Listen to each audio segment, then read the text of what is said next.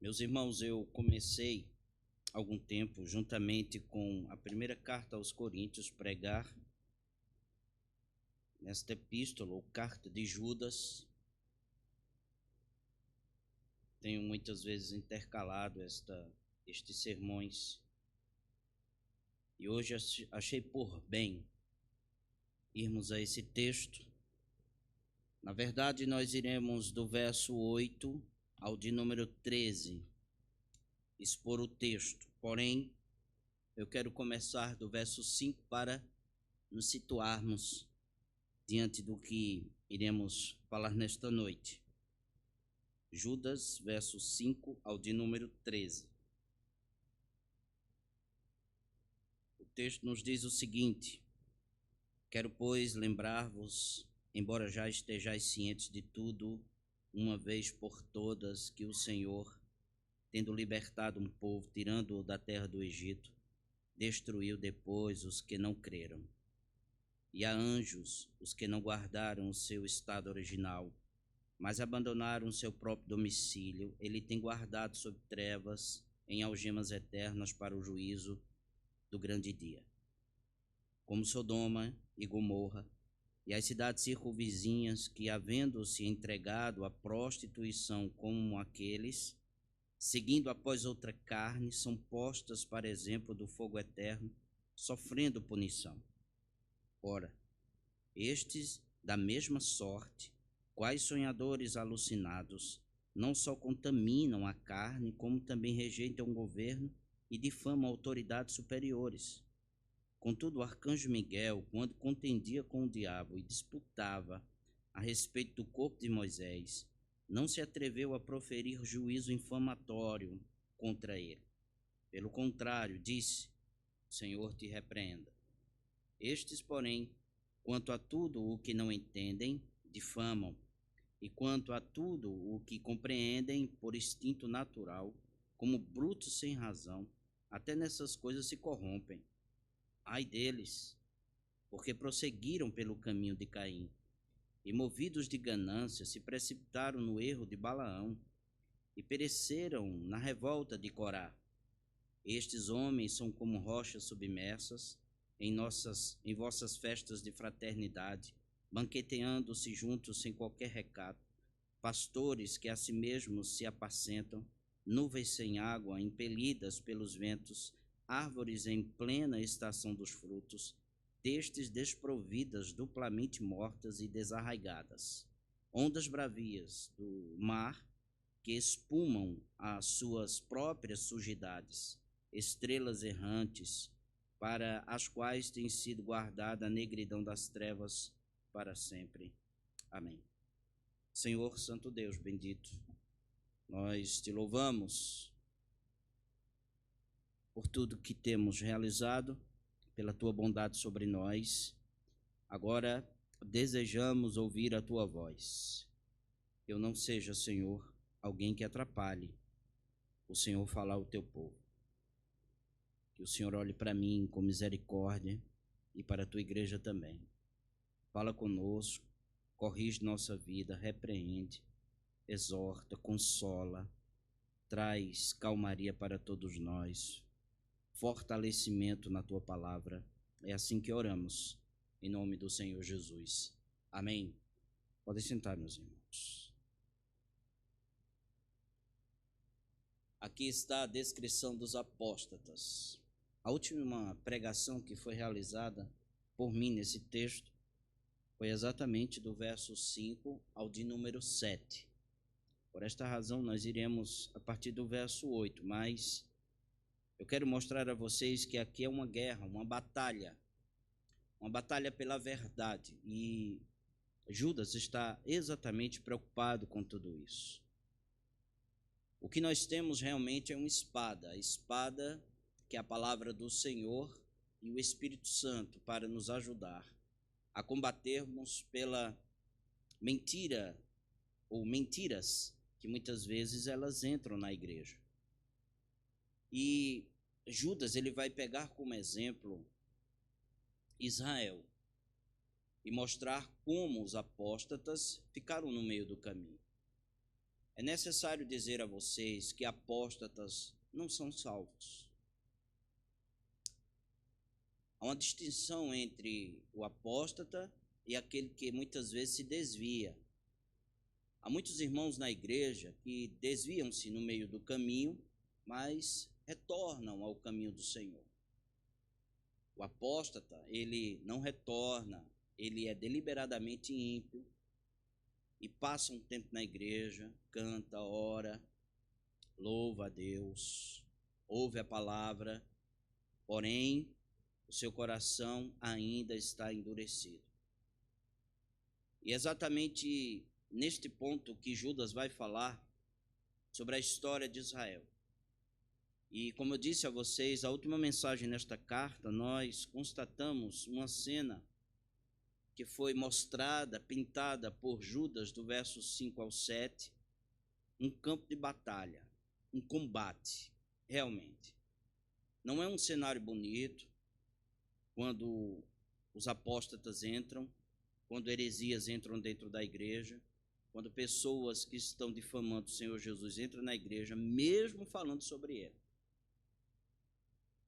Não é um cenário bonito, pois há pessoas que foram mortas, que estão no chão, podemos ver assim nessa batalha.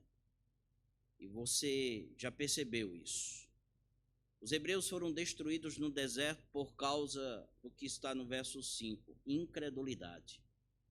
Os anjos caídos foram feitos prisioneiros de guerra e estão guardados para o dia do julgamento por causa da sua insubmissão. Então prestem atenção. Primeiro, incredulidade, insubmissão. Os habitantes de Sodoma e Gomorra foram bombardeados com a ira do Senhor por causa da sua imoralidade. Então Deus derramou o seu juízo.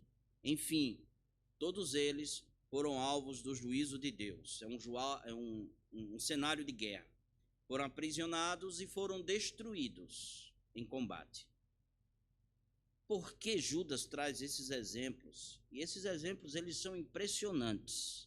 Como diz o verso 5, ainda que já saibam dessas coisas, desejo lembrar a vocês que os hebreus foram destruídos. Os anjos foram acorrentados. Sodoma e Gomorra foram destruídas. Servem de advertência do fogo eterno do julgamento de Deus. Judas, ele recorre à história de Israel para lembrar seus leitores, para adverti-los de algo que eles já sabiam, mas que não é nada demais repeti-la, mas que mesmo assim eles poderiam correr o risco de se esquecerem da verdade, portanto serem igualmente alvo do juízo de Deus, do fogo eterno. Por esta razão é muito importante todos nós que estamos para pregar a palavra, lembrar a vocês dos pontos centrais da palavra do Senhor. As lições que Israel traz nos deve levar a uma reflexão profunda da verdade de Deus. Que lição preciosa todos nós temos aqui, quanto à natureza humana e ao ministério ensinado na igreja. Aqui está. Vejam, o coração está sempre propenso de todos nós a nos esquecermos das verdades das Escrituras e, portanto, a comunicação, repito, ela deve ser recorrente, sistemática, fidedigna das verdades eternas e elas se fazem necessárias para lembrar, exortar a todos nós, para que eu e vocês não caiamos um profundo abismo do juízo final. Não são de novidades que eu e vocês precisamos para sermos exortados ou estimulados. Para prosseguirmos combatendo em defesa da fé, para abraçarmos a fé cristã, nós não precisamos de novidades. Nós precisamos somente ser lembrados das coisas que nós já sabemos. As verdades eternas que nos são familiares, porque hoje em dia existem muitas opções nas igrejas, no que diz respeito à maneira de ser e de ver a vida, de ver Deus, e que muitas vezes está totalmente divorciada da palavra do Senhor. Nós precisamos da palavra de Deus, interpretada corretamente e aplicada de forma reverente aos nossos corações. Foi exatamente isso que Pedro falou, Paulo falou, e Paulo nos diz em Romanos capítulo 15, verso 4, o seguinte: essas coisas foram registradas há muito tempo para nos ensinar. E as Escrituras nos dão paciência e ânimo para mantermos a esperança. As Escrituras do Antigo Testamento estão registradas exatamente para que eu e vocês possamos aprender a como lidar com os erros que sempre existiram e sempre vão existir, e que precisamos estar firmes na palavra do Senhor.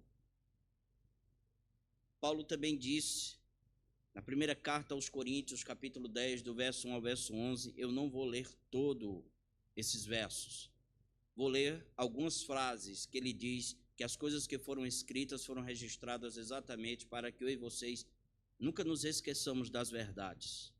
Ele diz: irmãos, não quero que vocês se esqueçam do que aconteceu há muito tempo atrás, com os judeus que foram prostrados no deserto. Ele também diz: tais coisas aconteceram como advertência para nós. E no verso 11 ele diz: essas coisas que aconteceram a eles nos servem como exemplo. Foram escritas como advertência para nós, que vivemos no tempo dos fins. Ao traçar um paralelo com o passado, Judas, também Paulo, conforme já lemos alguns textos dele, e Pedro, na sua segunda carta, capítulo 2, do verso 3 ao 10, dá provas de que a história sempre se repete, meus irmãos. Os erros estão sempre contidos porque os seres humanos são pecadores e os nossos corações são propensos a nos apartarmos da verdade, das Escrituras. Não há nada de novidade debaixo do sol. Deus, no entanto, jamais se cansará de condenar os apóstatas e lembrar o seu povo das verdades que ele mesmo ensinou. Importante observar que os atos dos apóstatas, podemos ver aqui, quase sempre são apresentados como novidades vindas de Deus. Seja através de uma nova visão, de uma nova revelação, de um sonho recebido que eles dizem da parte de Deus, de uma reinterpretação da verdade bíblica, a partir dos avanços culturais, sociais, sempre há uma novidade. Era isto que estava acontecendo no meio da igreja nos dias de Judas. Verso 4, verso 8 e verso 10 nos diz isso. Exatamente isso. Judas, porém, ensina como nós devemos combater em defesa da fé, ou seja, recorrendo-nos à fé que uma vez por todas foi entregue aos santos, verso 3, trazendo lembranças da história de Israel, fatos e doutrinas antigas, já conhecidas, que muitos já conhecem, mas que necessitam ser recordadas e aplicadas como advertências para a nossa vida. Na segunda mensagem desta série, nós estudamos o quanto esse combate, essa luta, essa batalha é austera. Como nós devemos nos esforçar. E muitas vezes é cansativo, porque ela é travada dentro, muitas vezes, da igreja, do povo que nós pensamos que é santo, e realmente é, mas que muitos que estão dentro de nós pensamos que são santos, mas que não são. São indivíduos perversos que se infiltram no meio da igreja para serem notados, percebidos, dizendo que a graça de Deus permite levar uma vida imoral. A condenação de tais pessoas, diz o verso 4, foi registrada há muito tempo pois negaram Jesus Cristo como único soberano Senhor. Do verso 5 ao 7, eu leio em outra tradução somente algumas frases em que Judas diz o seguinte: ainda que já saibam dessas coisas, desejo lembrar a vocês que o Senhor libertou o povo do Egito. Também lhes lembro, e não se esqueçam de Sodoma e Gomorra. Servem de advertência para o fogo e o julgamento do Senhor. Então, diante desses lobos em pele de cordeiro, como nós devemos agir, viver, andar, falar? Como vivemos diante de falsos profetas e apóstatas que entram dentro da igreja? Nós devemos sacar a espada do Espírito, que é a palavra, interpretar, ensinar e aplicar ela em nossa vida. Pedro, por exemplo, combatendo o mesmo tipo de gente que Judas estava combatendo, precisando defender o valor da palavra de Deus, da verdade do Evangelho, face aos ensinos falsificados desses falsos profetas que falavam em nome da graça soberana de Deus. Assim escreveu em sua segunda carta da seguinte maneira, capítulo 1, verso 16, 2 de Pedro. Ele diz: porque não inventamos histórias engenhosas quando lhes falamos da poderosa vinda do nosso Senhor Jesus Cristo. 1,19 diz: além disso, temos a mensagem que os profetas proclamaram, que é digna de toda confiança. Prestem muita atenção, diz ele, ao que eles escreveram, pois suas palavras são como lâmpada que ilumina o lugar escuro, até que o dia clareie, a estrela da manhã brilhe no coração de vocês. Acima de tudo, saibam que nenhuma profecia nas Escrituras surgiu do entendimento próprio do profeta, nem de iniciativa humana. Esses homens foram impulsionados pelo Espírito Santo e falaram da parte de Deus. Contudo, assim como surgiram falsos profetas entre o povo de Israel, também surgirão falsos mestres entre vocês. Eles ensinarão astutamente heresias destrutivas e até negarão o mestre que o resgatou, trazendo sobre si mesmos destruição repentina. Muitos seguirão a imoralidade vergonhosa desses mestres e por causa deles o caminho da verdade será difamado. Paulo dá instrução ao seu filho na fé, Timóteo, e disse-lhe que agarrasse as Escrituras, abrace as Escrituras como fonte para a vida e para o ensino diante dos falsos mestres. Ele disse o seguinte: você, porém, deve permanecer fiel àquilo que lhe foi ensinado. Apesar de perseguições por causa da verdade que foi disseminada pela igreja e por causa das inverdades que foram disseminadas pelos falsos mestres, ele ainda diz: sabe que é verdade, pois conhece aqueles de quem você aprendeu. Você aprendeu de mim, Timóteo, a verdade do Evangelho, e também aprendeu da sua mãe e da sua avó, porque ele diz, desde a infância lhe foram ensinadas as Sagradas Escrituras, que lhes deram sabedoria para receber a salvação que vem pela fé em Cristo Jesus. Toda a Escritura é inspirada por Deus e útil para nos ensinar o que é verdadeiro e para nos fazer perceber o que não está em ordem em nossa vida. Ela nos corrige quando erramos e nos ensina a fazer o que é certo. Deus a usa para preparar e capacitar seu povo para toda boa obra. Portanto, nós não precisamos de inovação. Se você veio para essa igreja esperando uma inovação em sua vida, não vai receber, a não ser a palavra do Senhor. Nós não precisamos de inovação, mas de instrução na verdade, que uma vez por todas foi entregue ao povo santo de Deus, que é a igreja. É da palavra de Deus que nós precisamos, não mais de outra coisa. É de sua correção, de sua advertência. Nós precisamos viver a palavra, comer a palavra, nos alimentarmos dela. A palavra do Senhor, que é a espada do Espírito, a Bíblia é a espada do Espírito. Nós precisamos dela para vencermos a batalha dos nossos corações. Hebreus diz isso. Mas as batalhas também que está em nossa mente. Paulo disse isso. Eu vou ler 2 textos. O primeiro, que nós precisamos combater contra os nossos próprios corações e a nossa mente. O escritor aos Hebreus diz: pois a palavra de Deus é viva e poderosa, é mais cortante que qualquer espada de 2 gumes, penetrando entre a alma e o espírito, entre a junta e a medula, e trazendo a luz até os pensamentos e desejos mais íntimos. Nada em toda a criação está escondido de Deus.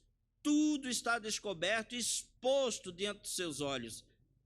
E é a Ele que prestamos contas. Paulo disse no capítulo 10 da segunda carta aos Coríntios, verso 3 ao 5. Embora sejamos humanos, não lutamos conforme os padrões humanos. Usamos as armas poderosas de Deus e não as armas do mundo para derrubar as fortalezas do raciocínio humano e combater contra os falsos argumentos. Destruímos todas as opiniões arrogantes que impedem as pessoas de conhecer a Deus.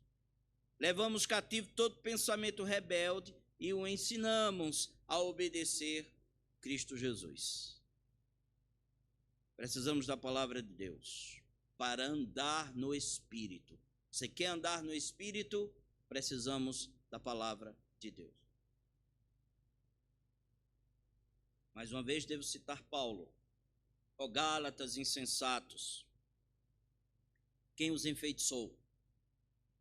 Jesus Cristo não lhe foi explicado tão claramente como se tivessem visto com os próprios olhos a morte dele na cruz? Deixe-me perguntar apenas uma coisa. Vocês receberam o Espírito porque obedeceram à lei ou porque creram na mensagem que ouviram? Será que perderam o juízo? Tendo começado no Espírito, porque agora procuram tornar-se perfeitos por seus próprios esforços? Será que foi à toa que passaram por tantos sofrimentos? É claro que não foi à toa. Volto a perguntar: acaso aqueles que lhe deu o Espírito e realizou milagres entre vocês agiu assim porque vocês obedeceram à lei ou porque creram na mensagem que ouviram? Claro que foi por causa da mensagem que ouvimos. Precisamos da palavra para obter e manter a fé. Você quer ter fé? Palavra do Senhor. Quer que a fé permaneça no seu coração? A palavra do Senhor. Porque a fé vem pelo ouvir, o ouvir a palavra de Cristo. Paulo diz isso no capítulo 10, verso 17 de Romanos. Mais uma vez, nós não precisamos de inovação, mas de instrução na verdade, e uma vez foi entregue aos santos, à igreja do Senhor. É da palavra que nós precisamos para converter pecadores, para comer como alimento espiritual, para combater os falsos mestres que muitas vezes se infiltram dentro da igreja. 2 implicações aqui. Pastores precisam pregar expositivamente a palavra do Senhor. Precisamos crer na capacidade do Evangelho de mudar a vida das pessoas, de igrejas e da sociedade. É por meio das Escrituras. Você, meu irmão e minha irmã, precisa ler a palavra do Senhor, estudar a palavra do Senhor. Decida ler e estudar a Bíblia. Empunhe a espada do Espírito. Renove seu compromisso de ler, de meditar, de viver a palavra de Deus.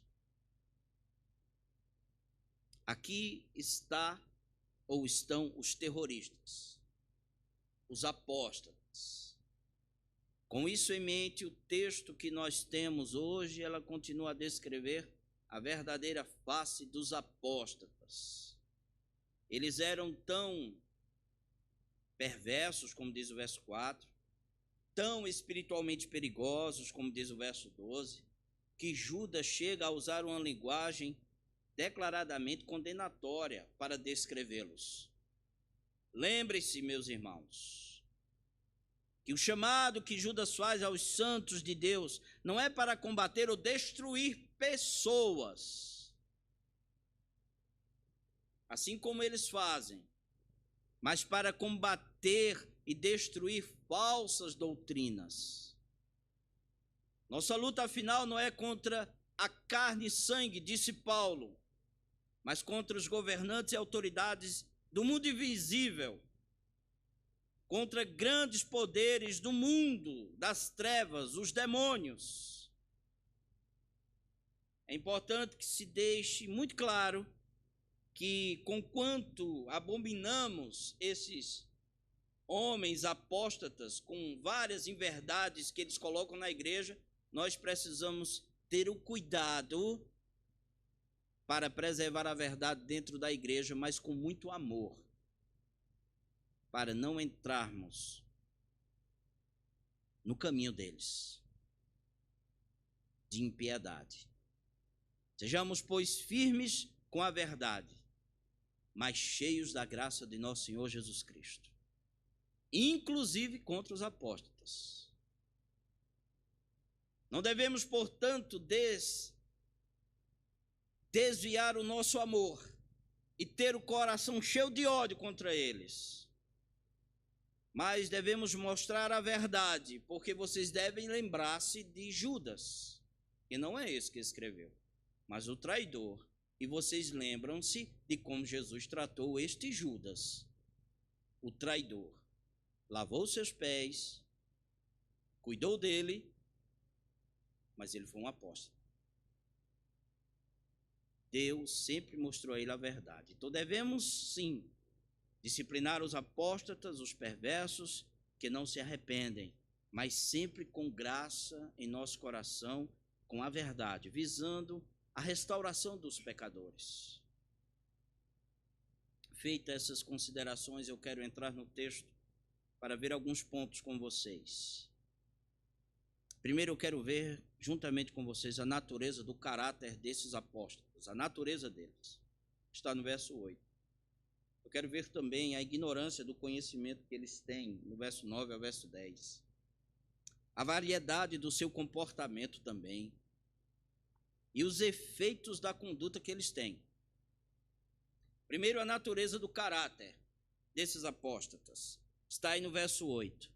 Ora, estes, da mesma sorte, quais sonhadores alucinados, não só contaminam a carne, como também rejeitam o governo e difamam autoridades superiores.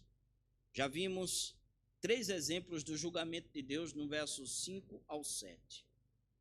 Eles foram alvos do juízo do Senhor. Os hebreus morreram no deserto por causa da incredulidade. Os anjos foram lançados para fora do céu e postos na prisão por causa da sua insubmissão ao Senhor. Sodoma e Gomorra foram destruídas por causa da imoralidade.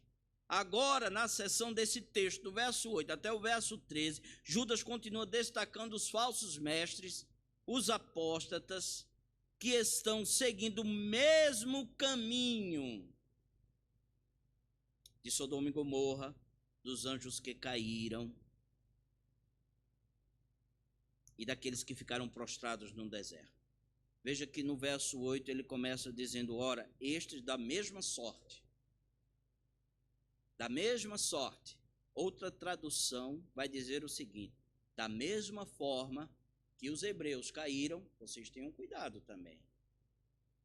Então Judas está argumentando, olhe, vocês podem estar aqui dentro da igreja, louvando a Deus, abraçando os irmãos, amando tudo que está aqui, gostando, mas possa ser que os seus corações ainda não se converteram. Sim. Vocês precisam ter cuidado. Então Judas está argumentando que os cristãos não devem ser capturados pela velha armadilhas que eles foram advertidos. Mantenham-se longe destas coisas.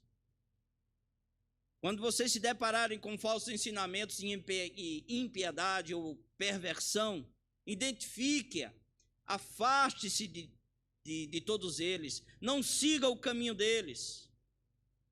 Pois bem, com o objetivo de nos advertir, Judas, ele revela aqui, ele nos mostra aqui 3 traços do caráter dos apóstatas: imoralidade, ou seja, seguem os prazeres e inclinações pecaminosas do coração, insubmissão, trocam a verdade revelada de Deus por seus sonhos, visões e uma falsa espiritualidade, irreverência, orgulho, arrogância, zombam da verdade.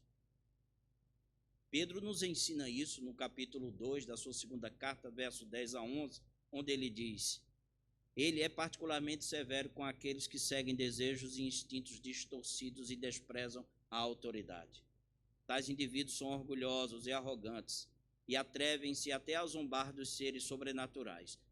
Já os anjos, muito maiores em poder e em força, não ousam apresentar diante do Senhor uma acusação de blasfêmia contra esses seres.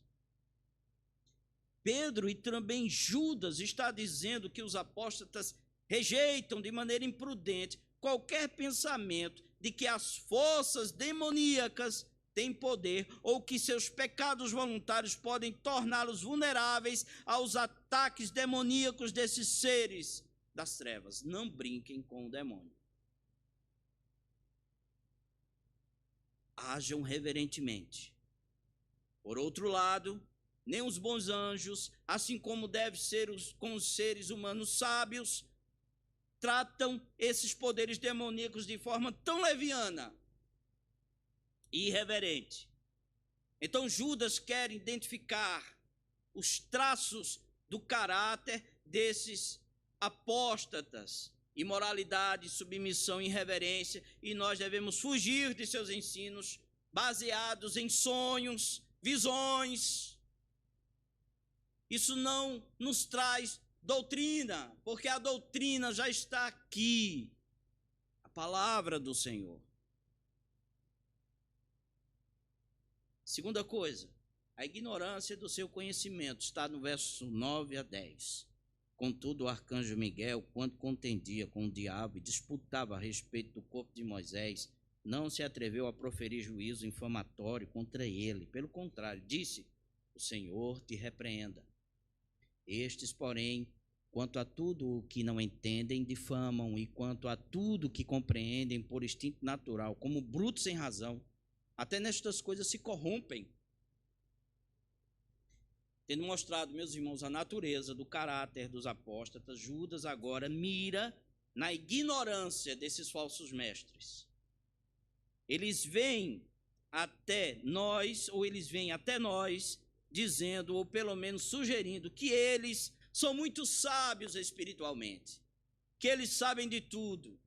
Eles gostam de passar a impressão de que sabem muito mais do que nós, com a pretensão de serem ou de terem sonhos reveladores, e de tão espirituais terem andado entre os anjos.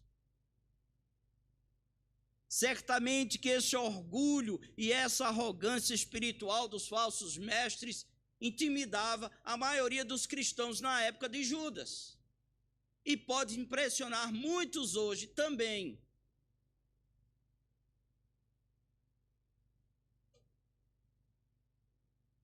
Judas, porém, está dizendo que, na verdade, eles não passam de ignorantes. O verso 10 diz que muitos deles não são diferentes dos animais em suas motivações. Observe o que diz o verso 9 e 10 em outra tradução. Mas nem mesmo o arcanjo Miguel se atreveu a acusar o diabo de blasfêmia. Ele disse apenas: o Senhor te repreenda. Isso aconteceu quando Miguel discutia com o diabo a respeito do corpo de Moisés. Tais indivíduos, porém, zombam de coisas que não entendem. como criaturas irracionais, agem segundo seus instintos e, desse modo, provocam a própria destruição. Baseado no trecho do livro A Assunção de Moisés, que não é um livro canônico, uma literatura extra-bíblica, corria naquele tempo a história de que o arcanjo Miguel brigou para manter o corpo de Moisés escondido, longe do diabo que desejava utilizar ele para alguns fins, possivelmente idolatria. Em todo caso, trata-se de uma história que se perdeu e sem qualquer importância para a história da redenção nossa, da salvação, tanto que nela não está registrada em nenhum lugar da Bíblia. Então, por que Judas cita esta carta? Como também vai citar o livro de Enoque? Porque, sendo aceito esse livro pelos apóstatas, Judas cita essa literatura para demonstrar o quanto os falsos mestres não entendem nem mesmo o que eles estão lendo e veneram. Lê-se em Assunção de Moisés que Miguel melhor dizendo, acusar o diabo de blasfêmia durante sua luta contra ele. Miguel deixou com Deus a responsabilidade de repreender, mas os apóstatas zombam dos seres espirituais, das coisas espirituais que eles não entendem e não compreendem. Assim, Judas revela que os apóstatas, na verdade, não sabem de nada, são irracionais. A Assunção de Moisés propõe uma revelação da história dos judeus dirigida a Josué, sucessor de Moisés. O livro de Enoque, outra literatura usada pelos apóstatas, descreve Enoque viajando no reino espiritual e tendo conversas com anjos. Os falsos mestres, portanto, estavam usando essas supostas revelações e jornadas no espírito para reforçar o seu ensino corrupto. Olha, nós andamos entre os anjos. Aí o irmão diz amém. Oh, glória. Esses tipos de experiências, eles acontecem, dizem eles. Vejam as experiências de Enoque a partir desses livros, que todos vocês conhecem tão bem. Vejam como o autor de A Assunção de Moisés testemunhou e confrontou os seres angelicais. Experiências semelhantes acontecem conosco. A verdade oculta foi revelada, diziam eles, os apóstolos. Olhe, nós andamos entre os anjos e a verdade que estava oculta nós estamos trazendo para vocês. Judas vê aqui uma oportunidade de atacar os apóstatas em seu próprio território, usando essa própria literatura que estava pulverizando imoralidade, inverdade. O livro de Enoque e a Assunção de Moisés apregou a justiça. Ou seja, mesmo que de forma legalista, os livros que os apóstolos utilizavam para justificar suas práticas, seu comportamento imoral, ensinavam sobre piedade, submissão e justiça. Eles não estavam entendendo nada. Os apóstatas, porém, demonstravam ignorância, pois eles não viviam de acordo com a literatura extra-bíblica que eles usavam.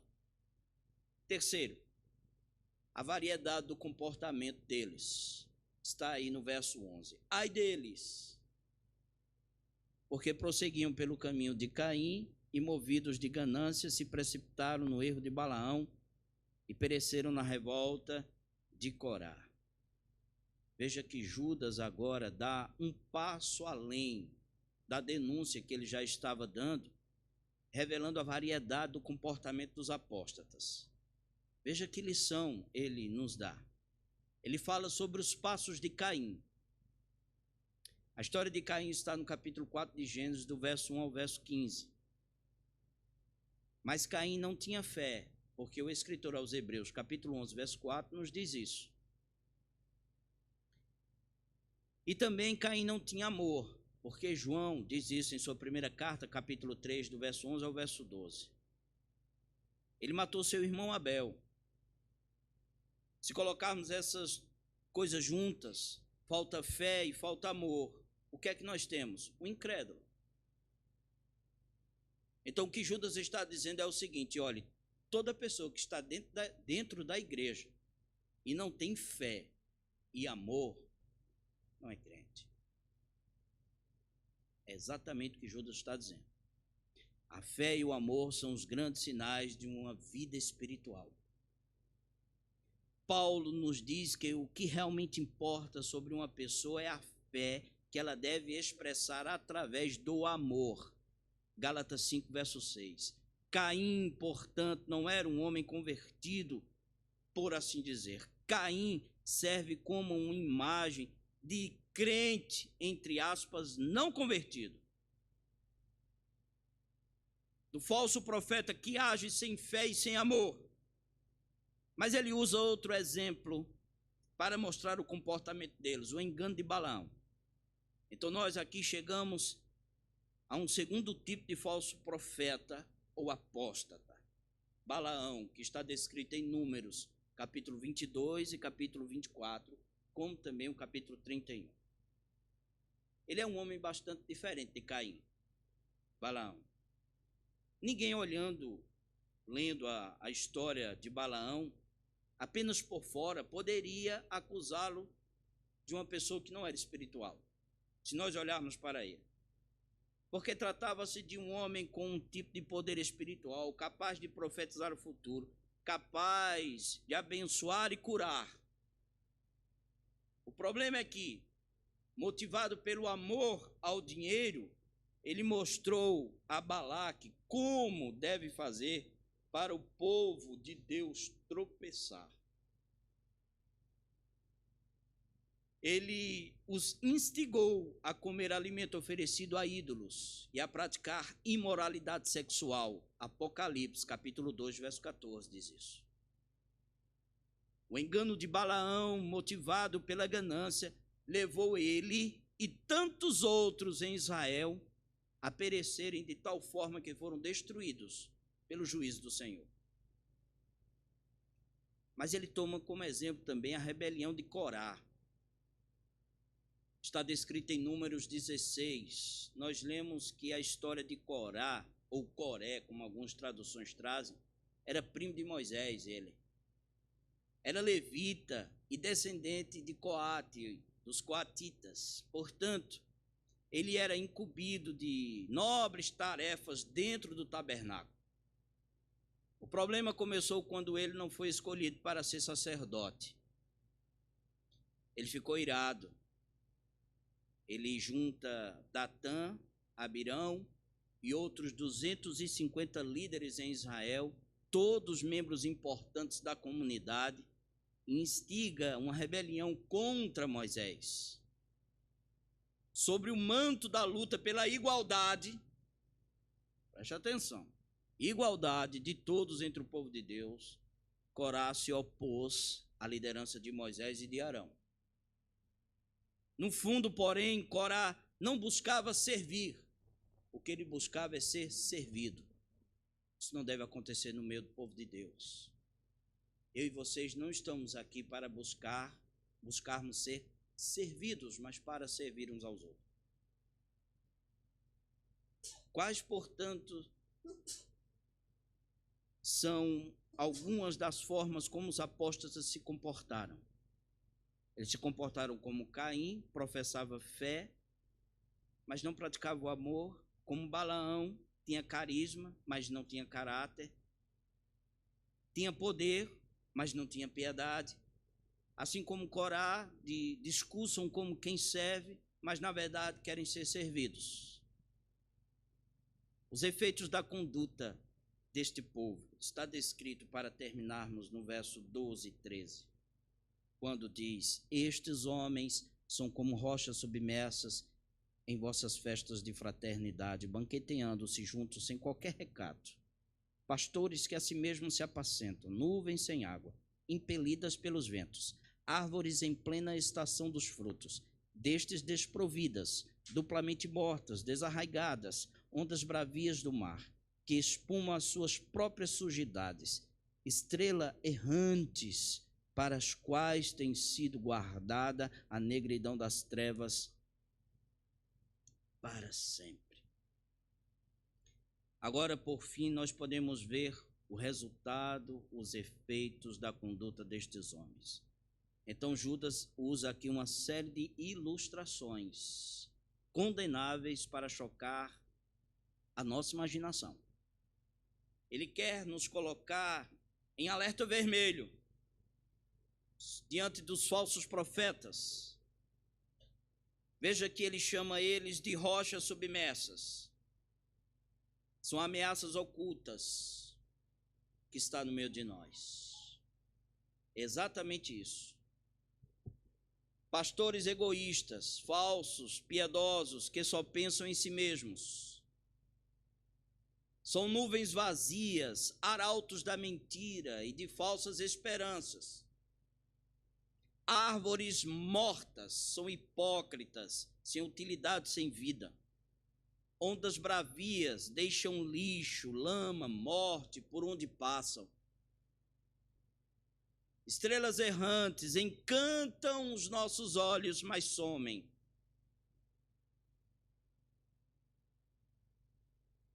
Michael Green, comentarista bíblico, ele comenta essa epístola de Judas, ele vai dizer sobre estes homens o seguinte, que eles são perigosos como rochas submersas,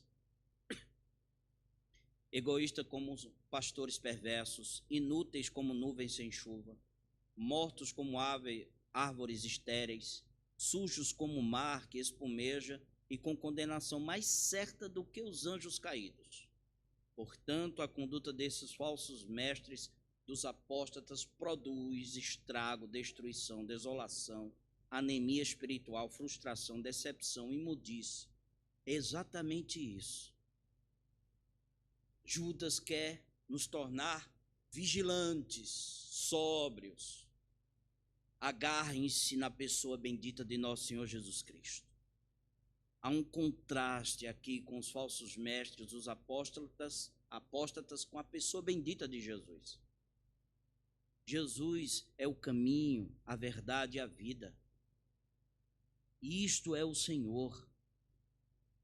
O caminho, a verdade e a vida. Muitos, porém, preferem o caminho de Caim do que o caminho de nosso Senhor Jesus Cristo. Muitos preferem o erro de Balaão do que a verdade de nosso Senhor Jesus Cristo. Muitos preferem a morte de Corá do que a vida de Cristo. Cristo precisa em nossa vida ser exaltado. O caminho de Cristo é estreito, mas leva à vida eterna. A verdade de Cristo é amarga, muitas vezes, mas liberta todos nós dos nossos pecados. A vida de Cristo, ela é muitas vezes ofuscada pelos falsos mestres, mas ela está lá. A vida de Cristo está aí, no seu coração e no meu coração. E que ele seja honrado, porque ele vai nos levar à vida eterna. Amém e amém. Ó Deus santo e poderoso Senhor, venha nos abençoar. Obrigado pela verdade da tua palavra. Louvamos o teu nome, engrandecemos o teu nome. Que essas verdades estejam em nossos corações e que elas sejam sempre repetidas para a segurança nossa, disse o apóstolo Paulo aos Filipenses.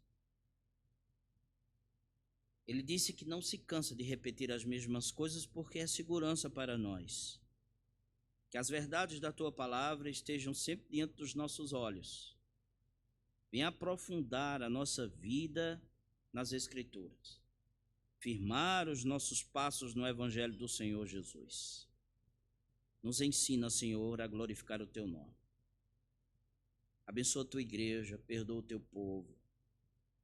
Concede-nos um coração arrependido para que o nome do Senhor seja honrado. Cura os irmãos que estão doentes, enfermos fisicamente, emocionalmente. Deus, em nome do Senhor Jesus Cristo, traz libertação para aqueles que estão cativos nos seus próprios pecados. Cura os enfermos, Abençoa nossa cidade. Derrama graça sobre esta cidade, livramento sobre nós. Que as nossas igrejas genuinamente evangélicas possam pregar a palavra do Senhor e que os eleitos sejam manifestos pelo poder do evangelho do Senhor, pela pregação genuína da palavra do Senhor. Faz a tua obra em nossa vida.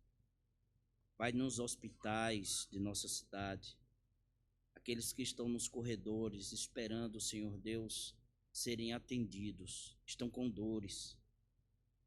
Cuida, liberta, dá paciência aos médicos, sabedoria, como também aos enfermeiros. Que o Senhor abençoe, Senhor, os policiais, os bombeiros, que estão sempre prontos a cuidar da sociedade. Dá livramento a todos nós, nos abençoa. Abençoa nossa família. Que o Senhor faça com que nosso lar, nossa casa seja cheia da tua graça, do Espírito Santo. Traz, Senhor Deus, os filhos que estão desviados pelo poder do teu santo e sagrado evangelho. Que tudo que eles ouviram da tua palavra, o Espírito venha fazer lembrar. E que eles voltem ao braço de nosso Senhor e Salvador Jesus Cristo. Abençoa os idosos dessa igreja. Que o Senhor traga tranquilidade, paz, tire as dores. Nós te louvamos pela vida do nosso presbítero Valdir conosco. Obrigado por ter ouvido nossas orações e por ele estar no meio de nós. E o Senhor esteja sempre sendo honrado nesta igreja. E que a palavra do Senhor não se aparta desse púlpito. Que o nome do Senhor seja glorificado. Obrigado, Deus, por tudo, em nome de Cristo e por amor ao nosso Senhor Jesus. Amém, amém e amém. Vamos ficar em pé.